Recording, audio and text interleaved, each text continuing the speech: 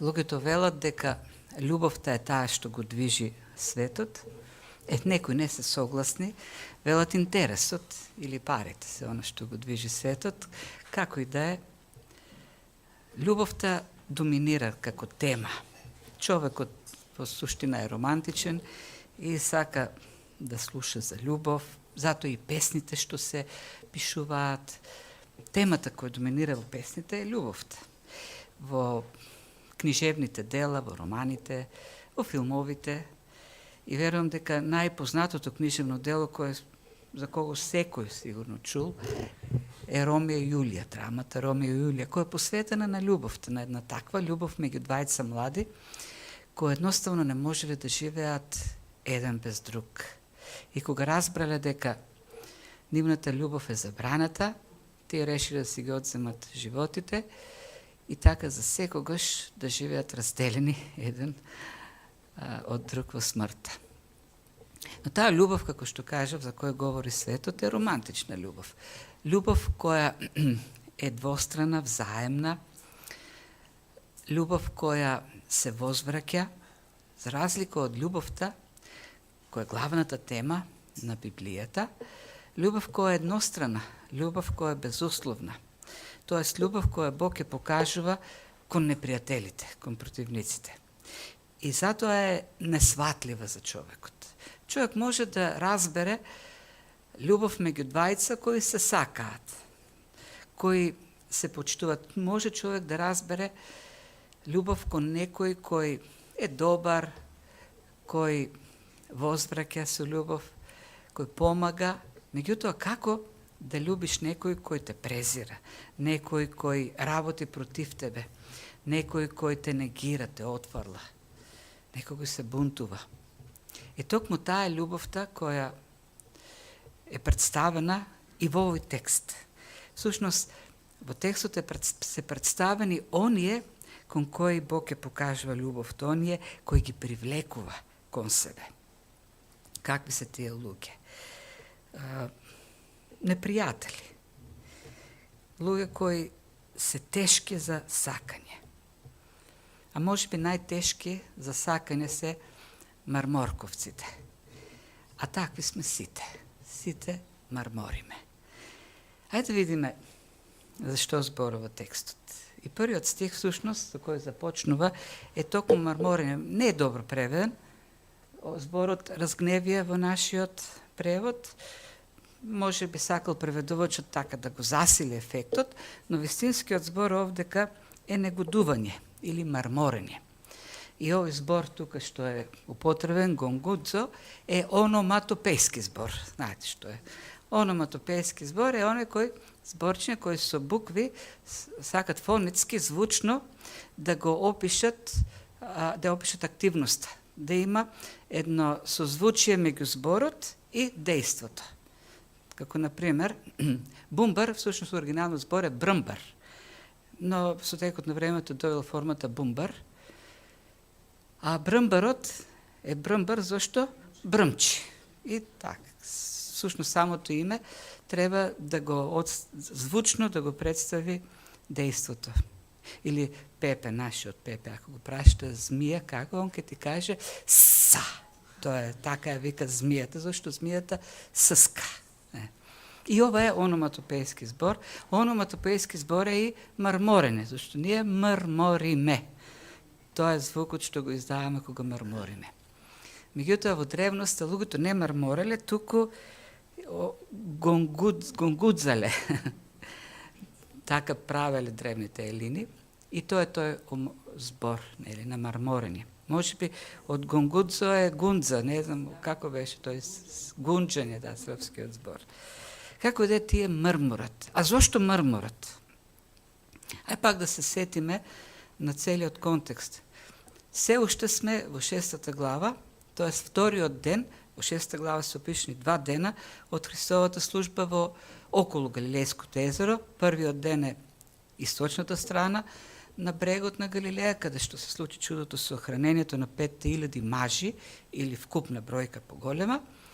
И следниот ден, ова е нели моментот, во синагогата или предпоставам пред синагогата во Капернаум, дејќи толпата е голема, каде што Христос проповеда, дојдоа луѓето да го бара и Христос им рече, знам зашто ме барате зашто ви ги полнам стомасите. Тоа е привлечната сила, затоа вие доаѓате, зашто сакате леп да јадете. И во еден момент почнува да им говори за храна за која треба да вистински да се трудат. Не за храна која е за стомакот, туку за храна што се распаѓа, всушност вели Христос, туку храна која е за вечноста, за вечен живот.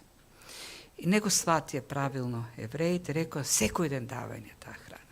И тој тогаш појасно почна им говори, јас сум лебот на животот, јас сум лебот кој што доаѓа од небото, тоест почна да им говори за спасението.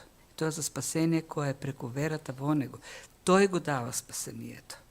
Тоа е испратениот од Отецот кој треба да го спаси човекот. Нема друго спасение. И нуди леп кој треба да донесе на целосно задоволување. Физичкиот леп, колку и да го јадат, пак ќе остане гладот, пак ќе остане незадоволеноста која се наситува единствено со лебот на животот, тоест преку верата во Христос. И тие почнаа да мрморат, зашто сакаа друг леп. Овој сега ни говори за леп на животот, а ние сакаме леп кој ќе ги полни нашите стомаси. И мрмореа. И тоа е нештото околу кое, всушност мрмореа зона за кој што ние најчесто мрмориме. Зошто мрмориме ние? Која е причината за нашето мрморење обично? Платата, сметките, ова немаме, она немаме, за тоа мрмориме. И тие мрмореа поради истата причина. И бараа леп. И се да биде поголема иронијата, и нивните предци бараа леп. 15 на векови порано во пустинјата. Сеќавате, излегоа, Бог ги ослободи, ги изведе од робството, кај што беа робови. Им даде можност во животот со Бог, преку заветот што го склучија, да имат внатрешно задоволство, вечен живот. И кога излегоа во пустинјата, почна да мрморат. И мрмореа постојано. Например, во еден момент во Броеви 11 глава рекоа, сега кој ќе ни даде месо? Ја помниме ние рибата, што ја јадевме како подарок во египетската земја. А каков подарок? Ние робови таму. Ги убиваа синовите. Меѓутоа, ни дава и подароци. Какви подароци? Па риба ќе ни дадеа. Или, продолжа понатаму, и краставици дури, и дини, и кромит, и праси, лук. А сега сме исушени, освен мана немаш ништо друго за јадење. И Бог им даде месо. И им даде изобил, секој ден може да јадат колку сакат. Дури најмостано пробаат да си го чуват и за другиот ден да го соберат во кошеви. Како што Христос ги најде изобилно и наполнија потоа 12 кошеви со храна. Меѓутоа, кој беше проблемот и во пустината? Пак беа незадоволни, иако им беше дадена таа храна. Затоа што, колку и да го полниме овој стомах, на физичките потреби, тој ќе остане незадоволен, зашто полнотата на животот во човекот не зависи од исполнетоста на физичкиот желудник. Туку треба да биде исполнета душата. И тоа е лебот што Христос им го понуди, лебот на животот, во кој што ќе имаат полнота на живот во заедништвото со него. И конечно некако можеби сватија евреи, почнаа да сваќаа, многу добро почнаа да сваќаат што им кажува Христос. И не им се допадна тоа што им го кажува. И за тоа почнаа да негодуваат. Всушност им рече, јас сум спасението. Јас сум пратен од Отецот, за преку верата во мене бидете спасени. Кој верува во мене, ќе видиме понатаму, Христос во целата таа долга проповед користи многу паралелизми, синонимни, па и антитезиси, ќе ги видиме. Повторува еднисти работи на различни начини, а поентата во сето тоа е да каже јас и Отецот сме едно. Јас сум божествениот син на Отецот. Се што е воля на Отецот, јас ја извршувам. Се што правам јас е воля на Отецот. Јас и Отецот сме едно, целосно усогласени во дејствата, целосно усогласени во нештата што ги правиме. Ништо од она што јас го правам не е надвор од волјата на Отецот и ништо од она што е воля на Отецот не е во мене дадена. Се е преку мене, се е во мене. Никој не е даден на Мојсеј на законот, не. Сите се дадени моите раце. Тамо е спасението. И кога го слушаат тоа, почнуваа да негодуваат, да мрморат. Почна да си велат, шо ни збори сега овој? Тој бил леп од небото. Им беше убаво кога ги правеше чудата, а во тој контекст на тоа чудо Марко, например, додава дека многу чуда Христос изврши во Галилеја во тој период на службата. Многу луѓе излекува, многу чуда изврши, многу нахрана и така натаму. Им беше убаво. И во еден момент кога Христос сега кажува јас сум спасението, тие почнуваат да негодуваат. И почнуваат да мрморат, не им се допаѓа. Како може сега тој да е леп од небото? Ние знаеме од која фамилија е. Тоа од Назарет. И го знаеме и Јосиф, неговиот татко, знаеме и Марија. Ја знаеме работилницата кај што работи татко му. Многу народ има таму, може би некој рекол, па, како не ги знаме, аз кој? Па татко ми ги направи масата и столот, па комшијата, прозорците се од него. И сега тој доаѓа од небото, се симнува од небото. И го знаеме многу добро кој е тој. Не им се допадна еден таков начин за спасение, зашто тие се големиот народ, големата работа. Тие се потомците на Авраам, Исак, Јаков. Мојсей им даде закон, склучија завет со Бог и ги извршуваат сите они работи што Бог ги бара преку законот. И сега доаѓа еден син на дарводелец и вели, ништо не ви важи тоа. Треба да поверувате во мене и ќе бидете спасени. И тие почнаат да мрморат. Им беше повредена и суетата. И тоа е човечкото срце, природата на човечкото срце. Човечкото срце негодува на Евангелието. Негодува зашто е спротивно на човечката природа. Па и сега излезете надвор и одете, прашувајте ги луѓето, знаете дека треба вие да поверувате во Христос, инаку нема да бидете спасени, ќе одите во пеколот. Ма како нема да бидеме спасени? Ма ние сме потомци на библиски народ. Македонците се запишени во Библијата. Баба ми, прабаба ми, со поколенија ние сме православни и одиме, правиме во црква она што треба да се прави. Сите адете ги празнуваме, прочка, нели, правиме се што треба за прочка. И ти да му кажеш сега на човек, ама не си спасан. Ти треба да поверуваш во Христос.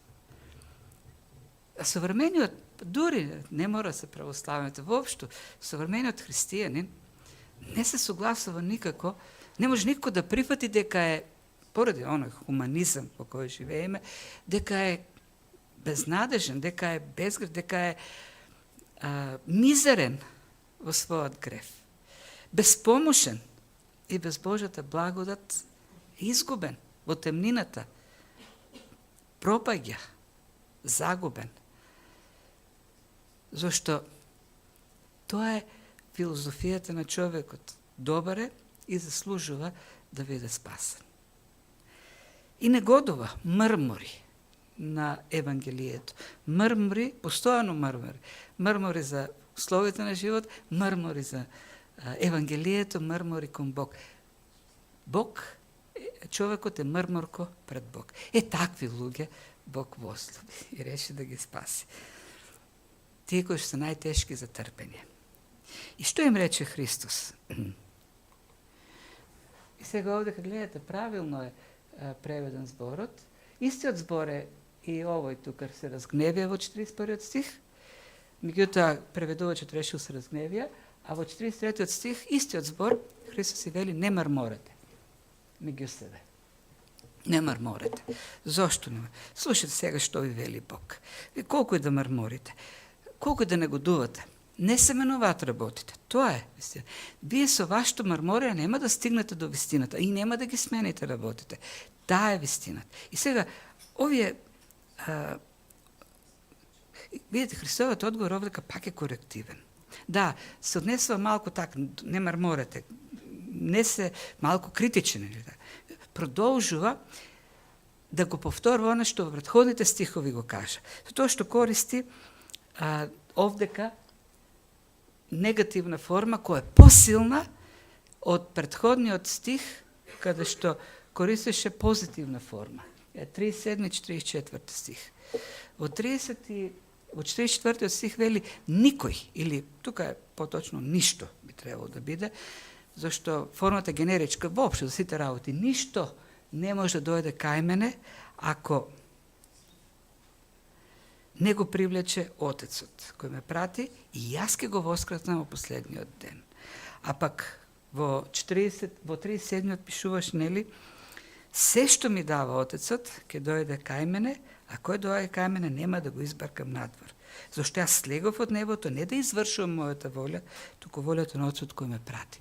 И продолжува Христос да истата тема која ја започна во првата дискусија што имаше со фарисеите во 5 глава, кога го исцели човекот бајната витезда, каде што Христос јасно се објави. И луѓето и фарисеите се налути и сакаат да го убијат зашто сватија дека тој се представува како Бог.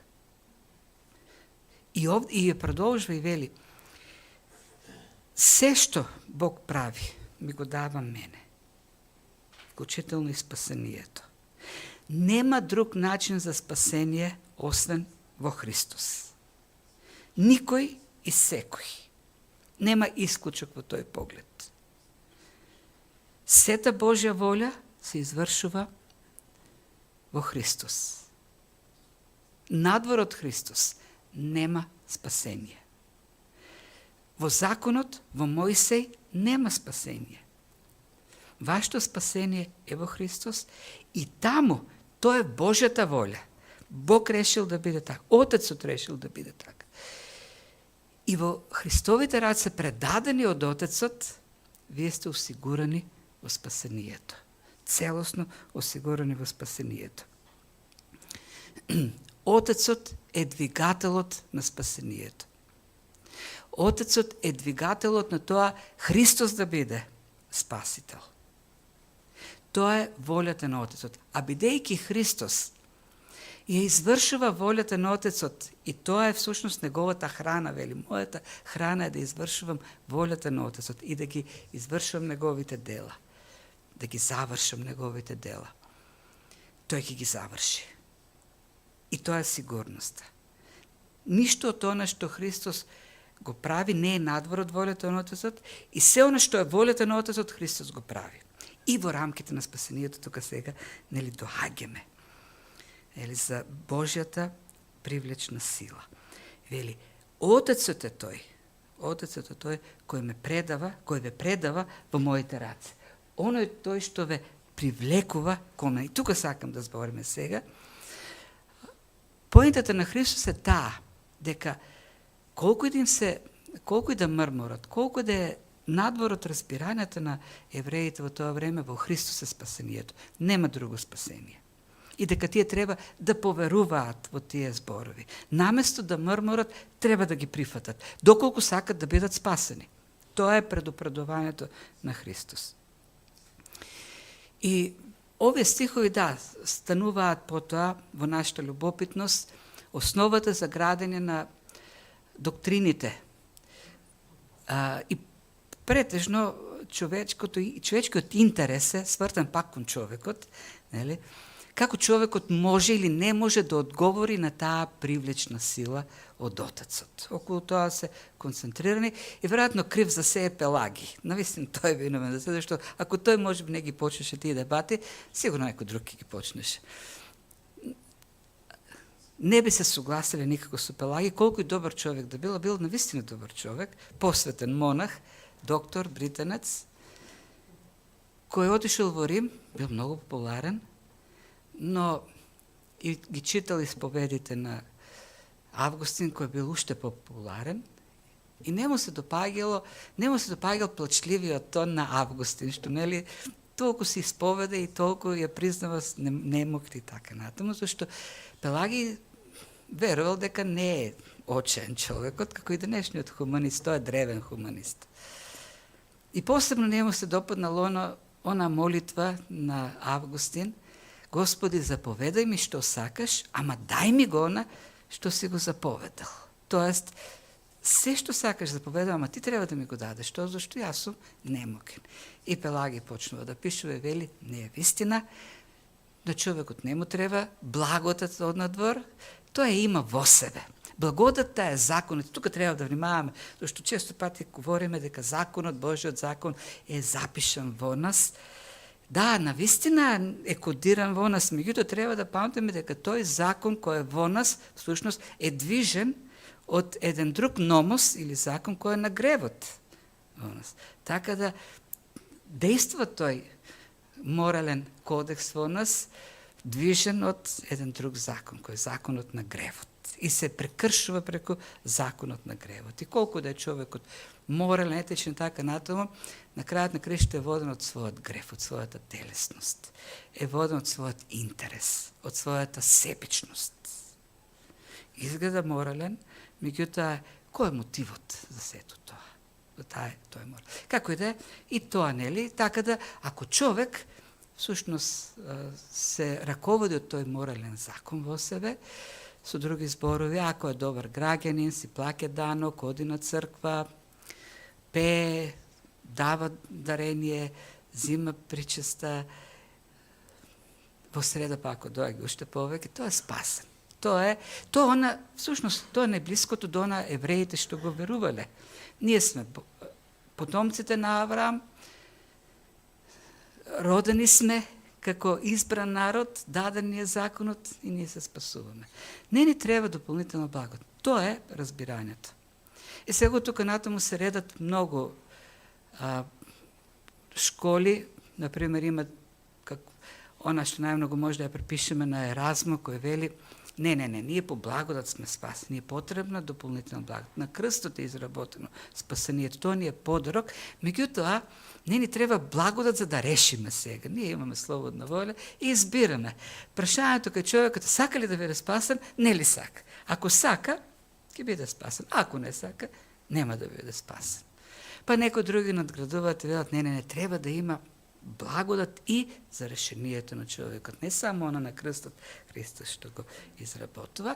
И па има некои кои велат, ама не таа една иста благодат. Благодата која не спаси на Христос е доволна, ја нарекуваат, само што човек треба да соработува. Ако човекот соработува со таа благодат, ќе биде спасен.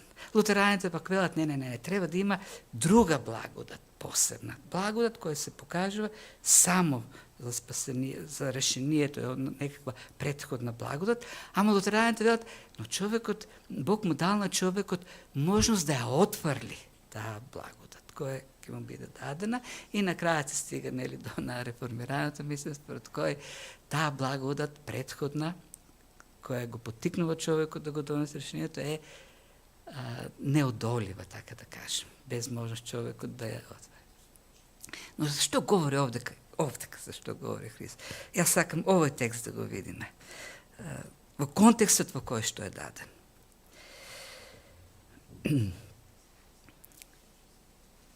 Бидејќи вака дефинирана и посебно од порадикални реформаторски сили кои се злоупотребуваат од противниците пак на реформаторското учење, се создава впечаток како таа благодат или тоа привлекување, за привлекувањето говорим, тоа привлекување од Отецот или влечење буквално зборот овдека, како и јас сум чул такви, мене ми го кажу, како може ти да ме сведеш мене, Божјо дете кој верува во Христос, како некој роб кој е врзан во ланци и буквално Бог со клоци го внесува во рајот. Ете, таа е многу вулгарна ваква слика за благодата на Бог и воопшто не е тоа идејата. Зашто има и такви представи, има и такви илустрации кои се користени во некои примери, во некои текстови. Споредена е Божјата благодат со лавина која како што се симнува од планината, таа во себе носи се и дрвја, и куки, и луѓе, и се со себе носи. И едноставно нема сила која може да се спротивстави на таа лавина. Јас за сега да го видиме зборчето овдека. Има отпор, да, има отпор, има сила, ама тој отпор е човекот е тој кој што клоца. Човекот е тој кој што се инати. Човекот е тој кој што се влече настрана. Самото зборче, кое го срекаваме овдека, хелко, значи влечење. Како влечење со јаш, да влечеш нешто. Тоа е Бог не влече. И во сите ситуации во кои што се користи тоа зборче, идејата е да влечеш нешто со сил, да има отпор, има отпор. Тоа е конструкцијата. Ќе видим во кои ситуации е користен овој збор во Библијата. Во Стариот Завет. Во Стариот Завет се користи тој збор во оној преводот, нели, во Септуагинтата, вели, оддалеко ми се јави Господ и ме рече, со вечна љубов те засакав и затоа останав милостив кон тебе. Не е милостив, збор што овдека е пак она хелко.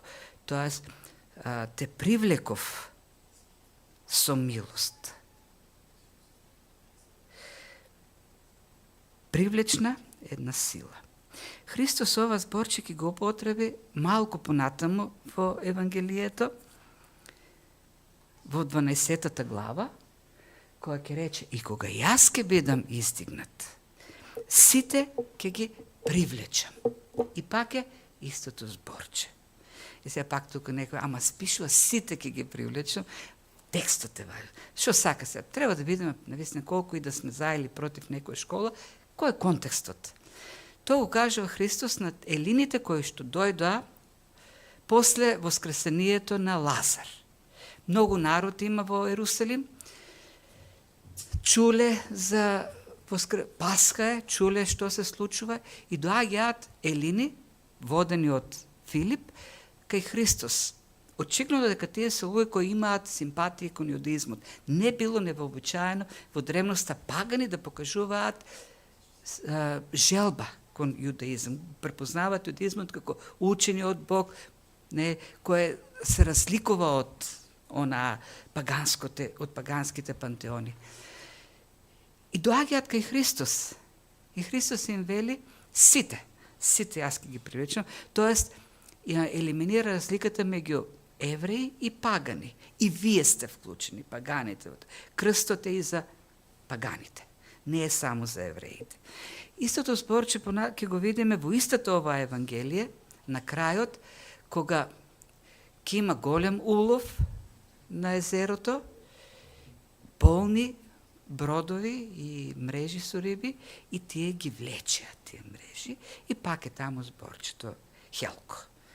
Истото зборче се користи во Дела на апостолите, кога беа фатани во Филипи Павле и Сила, бидејќи нели го избркаа тој духот на гатење од жената и од девојчето, и пишува беа влечени да ги носат на суд. Тоа е пак, нели, тоа влече. Така, во сите тие зборчине постои идеја за отпор, меѓутоа, како што Морис забележува, но во ниеден случај немаме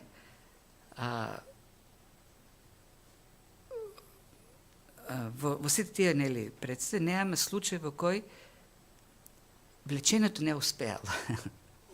Да, има отпор, меѓутоа, во секој случај победува таа сила што влече. Го наделува отпорот. За каков се? Зашто станува збор? И се од тука пак, нели, да не заклучиме дека тоа е едно насила, кршење и така натаму. таа привлечна сила на Бог. Калвин убаво во овој контекст пишува, коментирајќи таа привлечна сила овде, дека вели: што се однесува до Божјото привлекување, тоа не е насилно. Не ги принудува луѓето со надворешна сила, но сепак е ефективно поради дејството на Светиот Дух кој ги преобразува луѓето од неволни во волни. Така да, тоа е дејство кое преобразува, а не дејство кое се наметнува. Не е дејство кое... И тоа е, пак ќе кажеме, тие во Стариот Завет, Осе, например, таа љубовната книга, во која што е представена љубовта на Бог кон Израел, зборчето кое го користи овде дека јажиња. И вели јажиња, а тие јажиња се на љубовта. Љубовта како со јаже ги влече луѓето, тоест ги преобразува.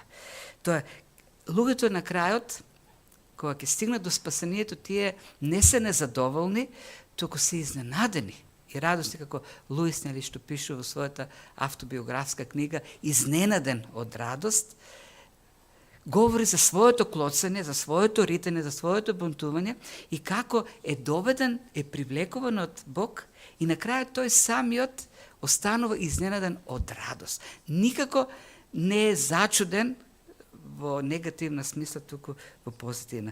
Нема принуда, туку има задоволство. Се тоа е мистерија, не можеме да е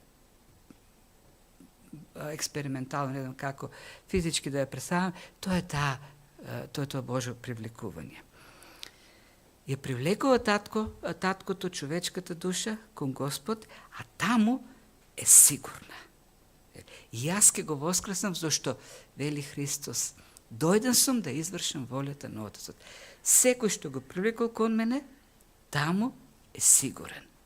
И јас ке го завршам тоа до крај.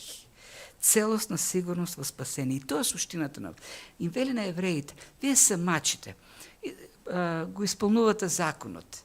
И пак ке дојдете, како Никодим кај мене, и ке кажете: што да направам за да имам вечен живот? Треба да бидете родени одгоре. Тоест, треба да верувате. Зашто Бог го даде својот единороден син. Секој што верува во него да не биде суден, да биде спасен, да има вечен живот. Тоа е сигурноста во спасението. Секој што ќе дојде кај мене е сигурен во спасението. Јас нема, бидејќи извршувам волјата на Отецот, верно, послушно, ќе биде спасен. Човек не... И тоа е благодата, тоа е големото овдека. Бог не оставил на закон. Бог не оставил на морален закон. Не оставил на Мојсеев закон. Сами во својата неспособност, во неадекватноста да се снаогиме, да се спасуваме. Зашто ако бевме оставени сами на себе, до никада немаше да стигнеме. Зашто човекот е поразен во сите аспекти. Поразен е во умот, поразен е во волјата, поразен е во чувствата, во секој аспект е поразен. Се е поразен во човекот. Вики тој, колку да има кодирано во него етички систем, ние се движиме, како што Павле пише во Римјаните, законот на гревот. И тоа да кажува номос, движечки мотор. Во нас работи еден мотор. Моторот на гревот, кој не поттикнува. И тој мотор на гревот прави се ние да перцепираме преку нашата грешна природа. Нашиот поглед е изопачен. Нашето разбирање е изопачено. Ние го слушаме Евангелието и изопачено пак го прифаќаме. Зашто се во нас е изопачено. И колку човек да е умен, колку да е генијален, изопачено ќе ги гледа работите, зашто е корумпиран, изопачен од гревот. Дава погрешна представа за себе, за светот и за Бог. Далечната 1990 година, за многумина далечна, зашто многумини не биле родени. Има сигурно после 90 година. Јас тогаш сум бил 24 години. И тогаш секјавам пратија во Вселената, и не баш во Вселената, некаде пак во орбитата, телескоп, Хабъл, мислам се викаше, кој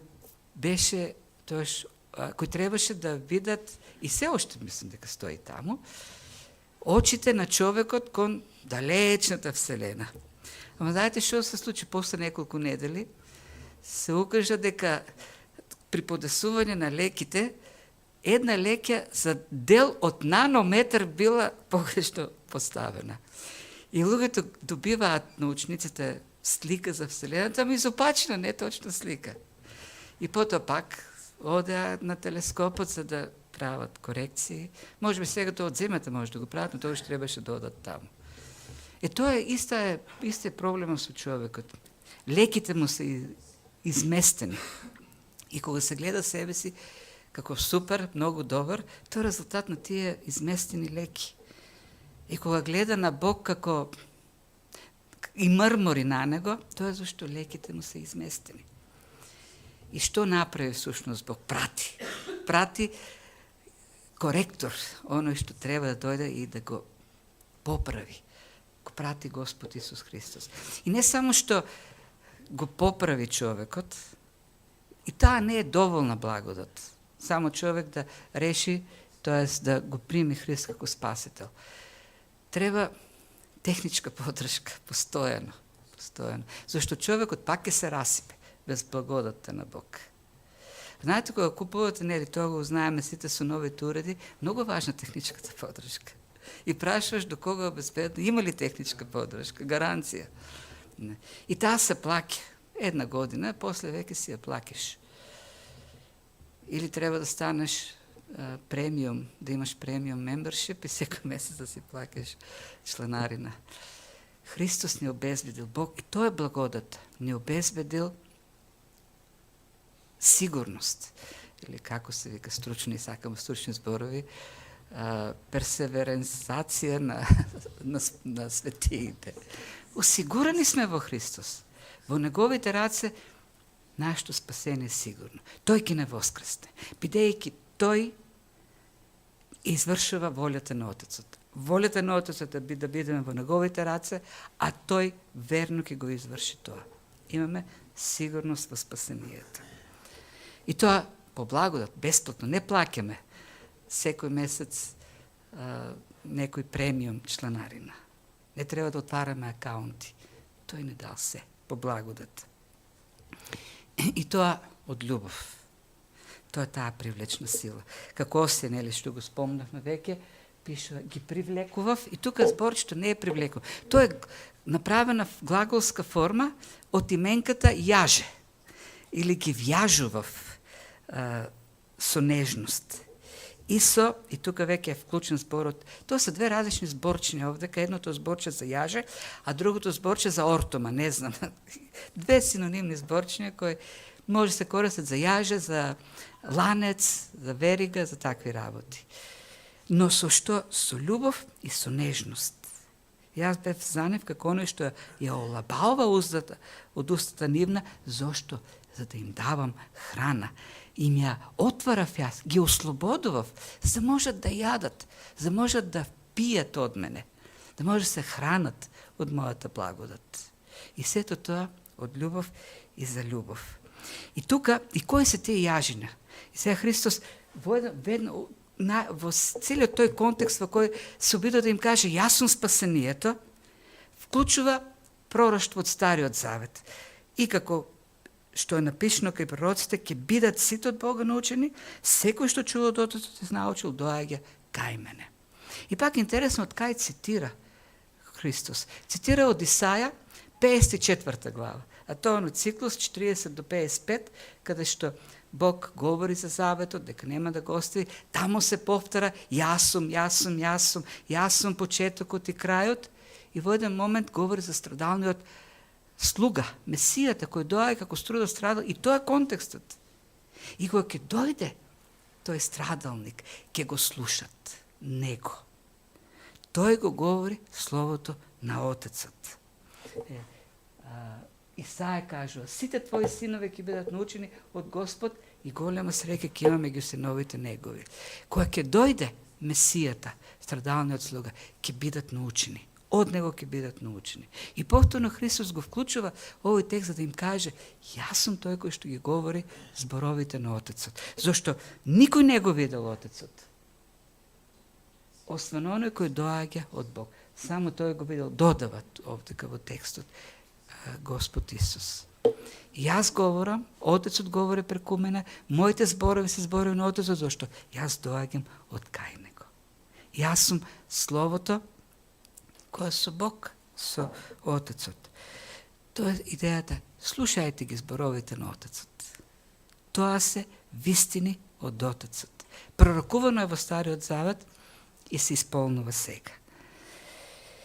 И веќе на крај конечното и затоа, бидејќи јас сум лебот на животот, бидејќи јас сум испратен од Отецот, бидејќи тоа се зборови на Отецот, верувајте.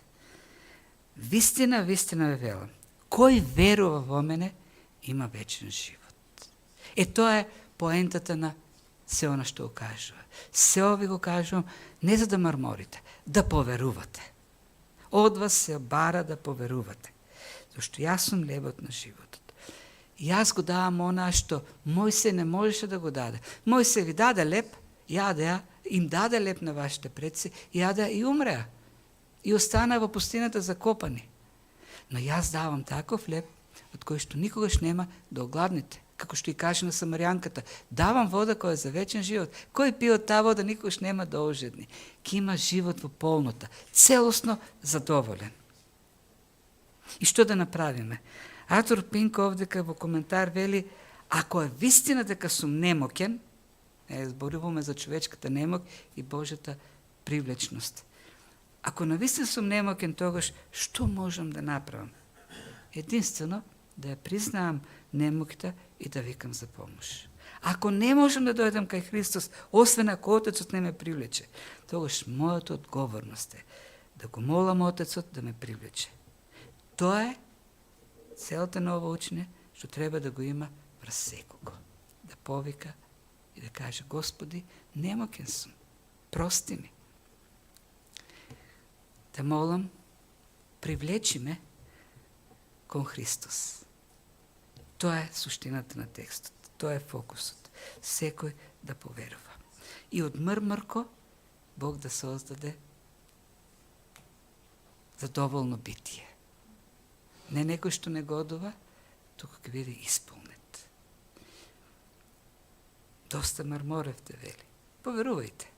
И тогаш ќе видите, ќе сватите. И продолжува вели за јадењето. Јас сум лебот на животот и кој јаде нема да умре од него. И сега во Евангелието според Јован јадењето е метафора за верувањето. И тука гледаме тој паралелизам. Например, во 47 стих вели, вистина, вистина, кој верува во мене има вечен живот. А пак потоцно ќе каже, кој јаде од него нема да умре, ќе има вечен живот. Така, тие се паралелни синонизми во кои што вториот ред од стихот го каже она што го каже првиот ред, меѓутоа се поинакви зборови. И потоа кажа всушност што значи јадењето или што значи лебот на животот. Неговата жртва на крстот. Кој верува во мене, кој верува во спасението што го давам на крстот, ќе биде спасен. Зашто нема друг начин за спасение. Спасението е во Христос. И ако некој јаде од тој леб, тој ќе биде како мене.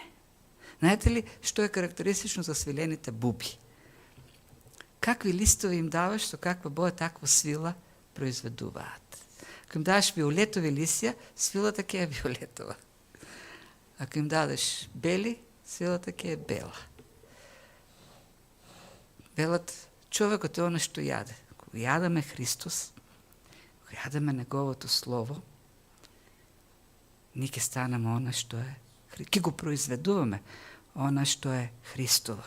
Нашите мисли, нашите дела, нашите зборови, нашите постапки ќе го покажуваат Христос. Бидејќи тоа слово е живо, животворно, преобразува, не прави како него. И тоа е поентата всушност. Веќе имаме Господова трпеза. Христос Синот Божи, единородниот, дојде на земјата. Требаше да стане човек. Тоа е поентата овде. Требаше да стане син на дарводелец, како секој еден од нас. Зашто само Бог кој стана човек можеше да биде жртва откупна за човекот. Бидејќи само воплотен Бог во човек може да да застане на нашето место на крстот и да биде спасение за нас. И Христос тоа го направи. И кој верува, ќе биде спасен. Тоа е она што Христос го да. И на крајот пак завршува со светот. Не ви збори што светот. Животот на светот. Јован, кога говори за светот, говори за категорија на луѓе, говори за не за бројка, говори за природа. Марморковци, некои што не се достојни да бидат сакани, некои кои се тешки за сакање, оние кои се непротивници на Бог. Така да Божјата љубов не се мери со бројка колку се спаса, таа се мери со какви субјекти тој спаси, кои не заслужуваат, недостојни. Тоа е големината на Божјата љубов. Оние кои се бунтуваа, кои марморе и нив ги повика таму. Дојдете кај мене, јас сум спасението. И сега кога ќе земеме Господова трпеза, пак да памтиме, ние го јадеме неговото тело. Понатаму их каже и неговата крв ја пиеме. Понатамошниот текст. Веруваме во него и го имаме спасението. Ние недостојните, немокните не сме оставени така, да се сногиме, да се мачиме и на крајот пак да бидеме загубени. Тој не привлече, Бог не привлече. Не предаде во Христовите раце, кој умре за нас, за да го и воскресна, за да го осигури нашето воскресение и нашиот вечен живот. И затоа е слава нему секогаш и во сите векови. Ке се молиме и потоа ќе пристапиме кон Господовата трпеза. Господи, ние не можеме ништо друго да кажеме на сето ово, освен Тебе да те прославиме, да Ти се заблагодариме, да кажеме Алелуја, славен е Бог. Да славиме додека размислуваме колку си голем спасител. Зашто ние не можевме да се спасиме, не можевме ние да дојдеме во Твоето присуство, но Ти не привлече. И не научи со Твоето Слово, и не учиш. Не го откриваш значението на Твоето Евангелие, да можеме да ја свакиме вестината. Ти ни даде очи, ни даде ум, обновен во духот. Ни даде благодат, за да можеме да веруваме. Благодат, за да може да живееме во верата. Да останеме во Тебе, да бидеме зачувани. И сега, Господи, кога се подсетуваме на крстот, каде што е изработено сето тоа за нас, и повторно Ти оддаваме слава. И повторно се обраќаме со молба кон Тебе, Татко Небесен, да не држиш сигурни во Христовите раце, да не дозволуваш овој свет со измамата, со изопаченостите, со погрешните перспективи да не заведува, туку Твојот дух да ги држи нашите очи вперни во Тебе, нашето срце верно, нашите чекори да се движат, да одат во духот, да ги вршат Твоите дела, да го живеат Твојот плод во нас. Се молиме Светиот Дух да оживи уште еднаш таа жртва во нас. Значењето, за да уште еднаш повторно се заблагодариме и Те прославиме Тебе и уште подлабоко, Господи, да сватиме. Уште повеќе да пораснеш во нашите очи и уште повеќе да се смириме пред Тебе. Да се покориме во послушност. Ти одаваме пофалба, благодарност сега и во сите векови. Амин. Амин.